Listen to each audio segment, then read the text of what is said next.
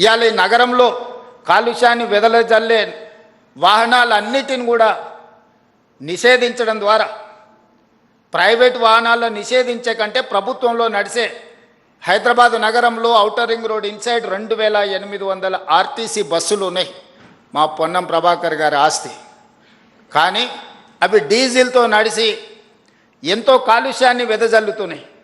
అందుకే ప్రభుత్వం ఒక పాలసీగా తీసుకున్నది. 2026 డిసెంబర్ లోపల ఈ 2800 డీజిల్ బస్సులను జిల్లాలకు తరలించి 100% ఈవీ బస్సులను హైదరాబాదు నగరంలో మనం తేబోతున్నాము. ఆల్రెడీ 500 బస్సులు వచ్చినాయి. ఇంకా 2300 బస్సులు డిసెంబర్ లోపల హైదరాబాదు నగరంలో బై డిసెంబర్ 9, 2026 లోపల ఒక్క డీజిల్ బస్సు కూడా ఈ నగరంలో ఉండదు. నేను మీకు మాట ఇస్తున్న ఈ బస్సులను అన్నిటిని తరలించి ఈవీ వెహికల్స్ని విత్ ఏసీ.